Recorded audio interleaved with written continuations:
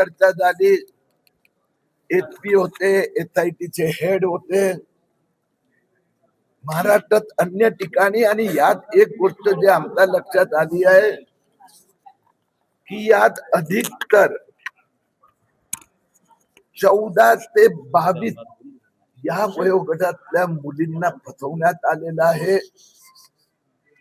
आणि जे तरुण, विशेष करून मुस्लिम तरुण जे मुलींना फसवण्याचा प्रयत्न करतात ते चांगली अद्यतन ऍपचा उपयोग करतात, आणि त्यांच्यामुळे पोलिसांच्या तपासात गती यायला वेळ लागते.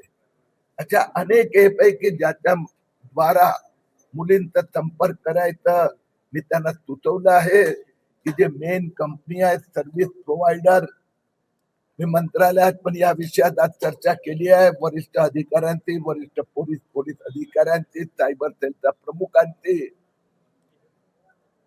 की त्या एरियातून अशा प्रकाराचे ऍप आणि त्याचा उपयोग कसा केला गेला याची माहिती घेतली पाहिजे. कारण या प्रत्येक प्रकरणात, तो अमरावती असो की पुणे असो की मुंबई असो की कोल्हापूर, एखाद दोन व्यक्ती पुढे येतात, पण त्याच्यानंतर त्यांनी जे त्या मुलांनी मोबाईल टेक्नॉलॉजीचा, IT टेक्नॉलॉजीचा उपयोग करून मुलींना धमक्या देणं, ब्लॅकमेल करणं, फसवणं, फोटोशॉप, यात हे पण लक्षात आलंय की अनेक मुलींचा आई वडिलांना फोटोशॉप करून आता फोर्ज व्हिडिओ, फोटो पाठवून पण धमकी आज दिली जात आहे. या सगळ्यांचं महाराष्ट्र पोलीस आणि इथले पोलीस अधिकारी उपयोग करणार. आम्हाला खात्री आहे की हा इथल्या प्रकरणात काही डझन मुलींना फसवण्यात आलेलं आहे. 2-5 दिवसात तपासाला गती मिळेल.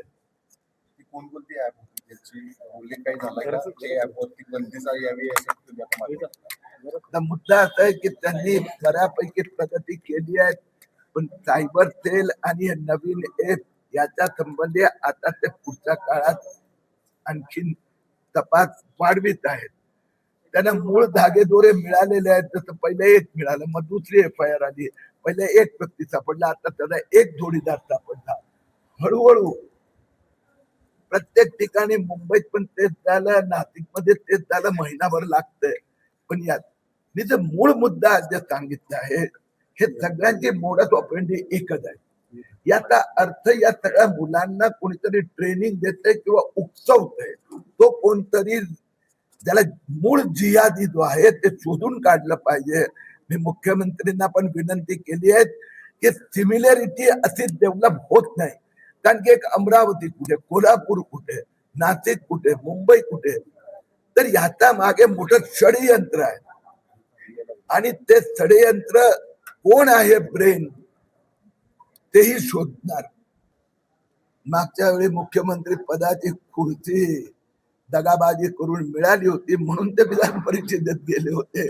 यावेळी दगाबाजी करण्याचा त्यांचा संकल्प असेल, पण संधी मिळाली नाही म्हणून नाही गेले.